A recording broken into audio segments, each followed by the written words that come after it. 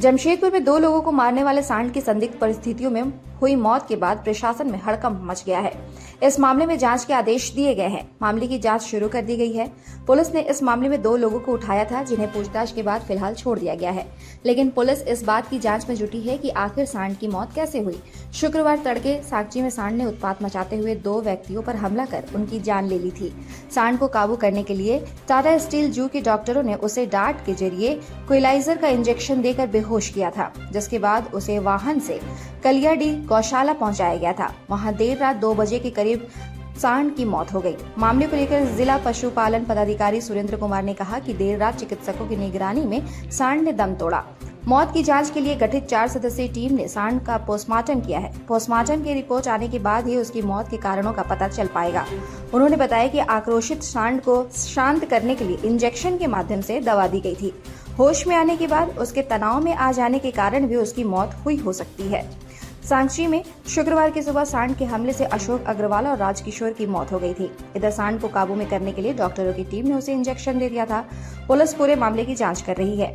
कहीं ऐसा तो नहीं कि सांड को दिए जाने वाले इंजेक्शन की दवा का ओवरडोज हो गया हो, फिर किसी अन्य कारण से उसकी मौत हुई। वैसे मृत सांड का पोस्टमार्टम करने वाले चिकित्सकों ने बताया कि सांड की मौत का वास्तविक कारण तो पोस्टमार्टम की रिपोर्ट आने के बाद ही पता चलेगा, किंतु मृत्यु से पूर्व सांड की उग्रता एवं अन्य बातों से लग रहा है कि उस पर रेबीज का असर हो गया था।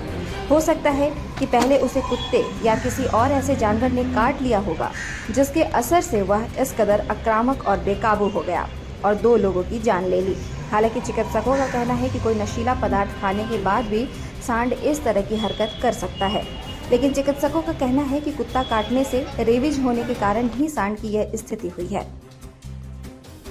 मैं उज्जवल कुमार यहाँ का देखरेख करता हूँ जी। और यहाँ पे यही हुआ कि जो साक्षी में सांड जो घायल किया हुआ था, लोगों को जो मारे गए थे जी, वो सांड यहाँ पे आए हुए थे। हाँ। तो यहाँ जब आए तो हम लोग भी यहाँ पे उसको उतारे और शाम में बहुत ज़्यादा एक्टिव था, जी। पूरा छटपट कर रहा था, ऐसा लग रहा था कि कोई और सामने आया तो उसको भी ये ले भी थे जी। उसके बाद फिर भी हम लोग दूर से खाना वाना दे करके चले गए, उसको एक रूम में बंद करके। फिर रात को करीब 9-10 के आसपास हमारा स्टाफ लोग फ़ोन किया कि डॉक्टर साहब वो सांड एक्सपायर हो गया।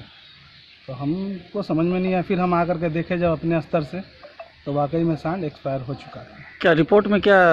रिपोर्ट में वही रेबीज का केस था जी। ज़्यादा एग्रेसिव था, कुछ खाया पिया भी नहीं, ज़रा सा भी कुछ मुँह भी नहीं लगा खाना पीना।